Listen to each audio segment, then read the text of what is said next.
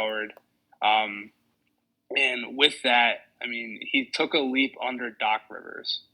As much as Doc's been maligned and I think fairly criticized for certain things like the DeAndre Jordan stuff and the stubbornness, and as a proud member of the NBA media, I do think a lot of his contentions in press conference availability have been borderline unprofessional. I will say that candidly.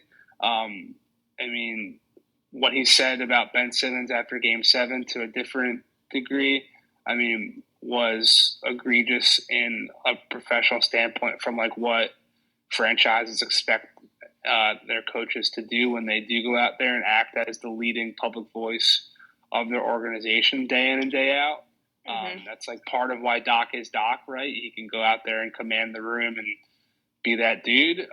But it's taken kind of a turn south in that regard. But I think the biggest thing you got to tip your hat to for Doc in his tenure in Philadelphia is what he's done to make this Joel Embiid's team and to really, I mean, there was this whole 1A, 1B kind of inner battle with not between Ben and Joel, like necessarily, but I mean, ideologically within the franchise on how to maximize both those two guys and how to like it became about how to maximize Embiid, and this team took off, right?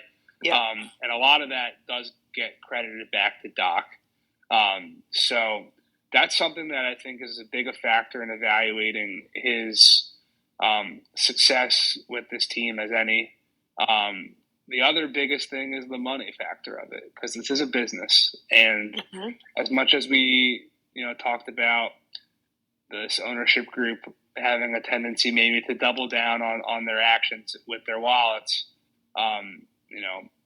they ran out and got Doc Rivers the second he became available in 2020, and they were very far along.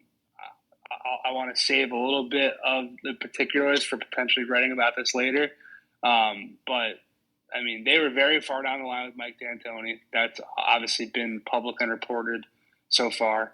But, I mean, they just about faced and pivoted and then swept in and flew Doc in and, all the above to go get him and make him their guy.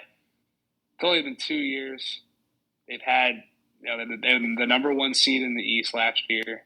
What him and Joel did together in terms of steering this team through the debacle with Ben in the beginning of the year. I mean, to me, that was my argument that I was making to people on the league for Joel's MVP candidacy. Yep. Being that, I mean, right now, as I talk to you here today, and as I have been thinking ever since I watched the Bucks play the Nets in one of their games late regular season, like I do firmly believe that Giannis is the best player in the game right now and has been for some time. I mean, obviously, he was the back-to-back MVP.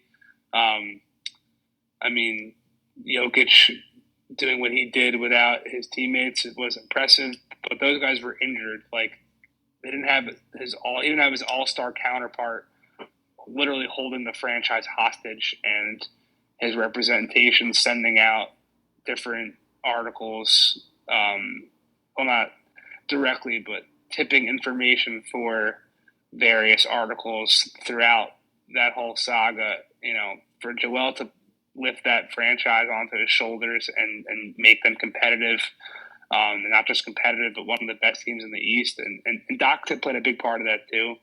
I want to give a lot of credit where credit was due there. Again, as we've talked about plenty of times on this show, I do not have a vote. I do not want to vote.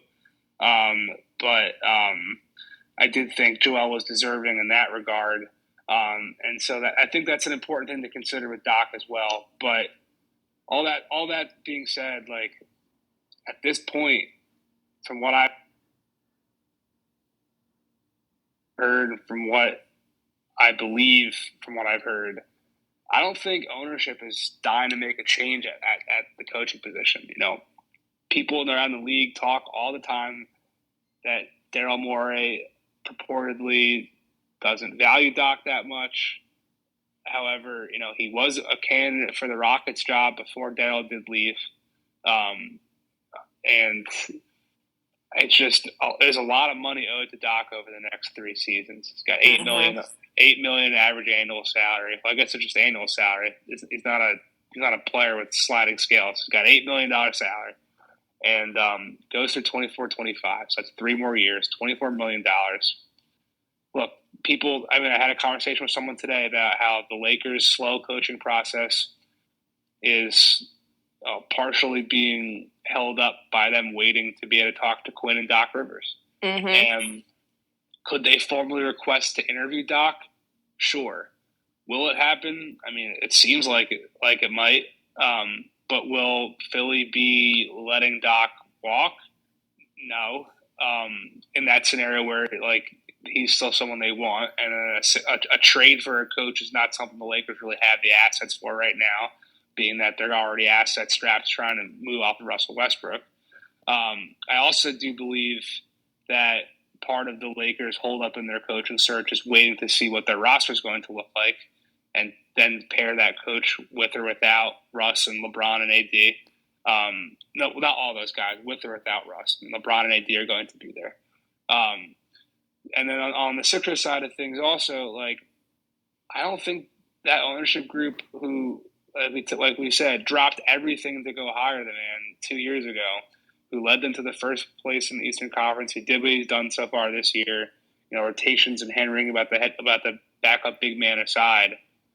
I could be off base, or I could be reading it wrong. My intel could be wrong, but I really don't think that they're going to part ways with him on their own accord. I just don't see it happening.